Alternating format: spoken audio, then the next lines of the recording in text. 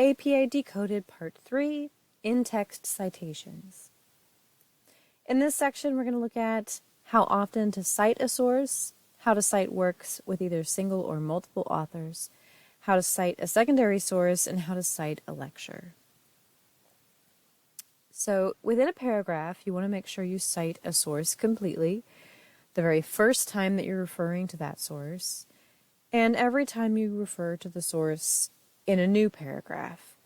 So anytime it comes up again. And within a single paragraph, you don't necessarily need to include the year in subsequent references to a single source, as long as it can't be confused with other sources you are citing. But typically, as my rule of thumb is, I tend to always stick with that author date method, and I always keep the author and the date married together, because I think it's a bad habit to get into to separate the two, because I'm always worried that in my editing process, I'm going to move things around. So I tend to keep the author and the dates always together.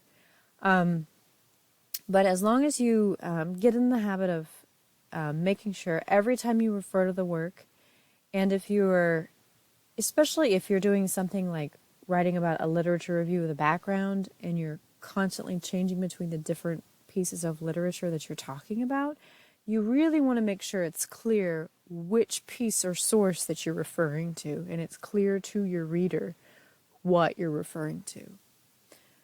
So for example, in our examples here, we have one example where it talks about Harris 1989 notes, and then the second sentence immediately after shows that because we're already talking about Harris 1989, we could then mention Harris then states, and we don't necessarily have to say what the year is because we already mentioned Harris in the sentence immediately before it. However, if we refer to a different source in the second sentence and then went back to Harris, we would then have to go back to that author date method to make sure.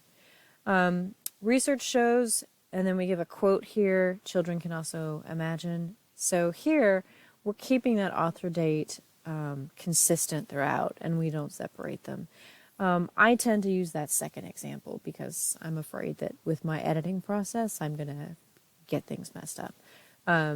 That's just my preference.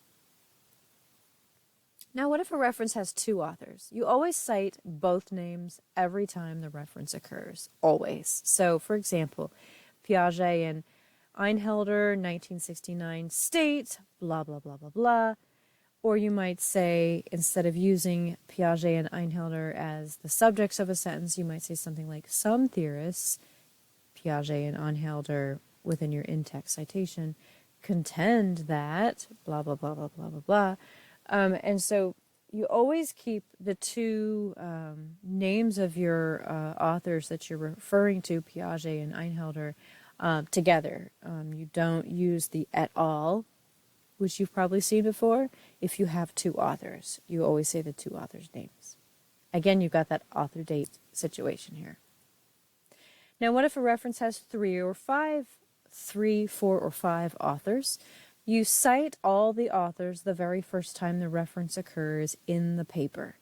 So the very first time the reference occurs in the paper, whether you're using the authors as the subject of a sentence or whether it's occurring just inside a parenthetical in-text citation, you list all 3, 4, or 5 authors. So in this example, Pang, Johnson, Pollock, Glasspool, and Harris, 1992, found that Doritos are healthier than Pringles. I'm totally making this stuff up.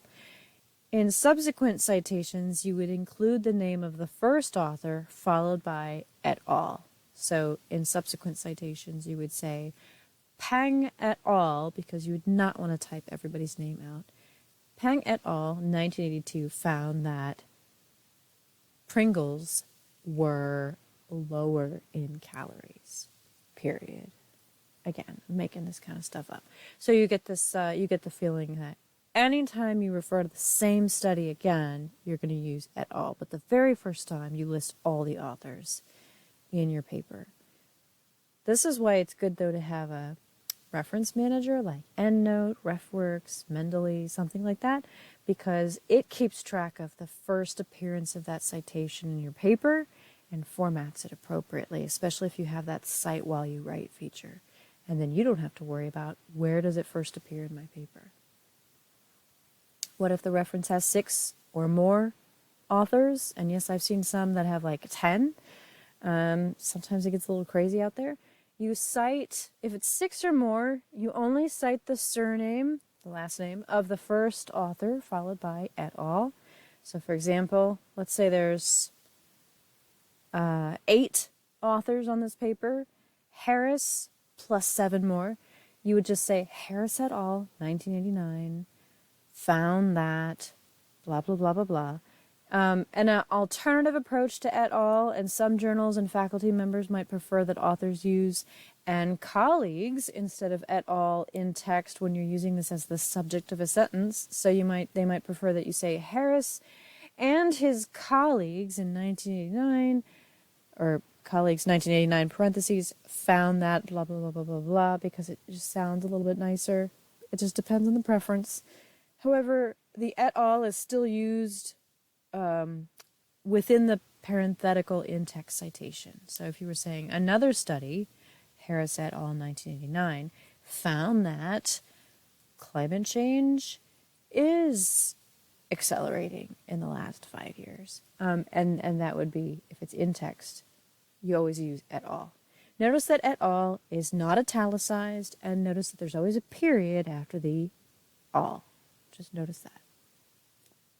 All right, what if I did not actually read a study, but it was cited in a study that I did read? This is a good thing to know. How do you cite something like that?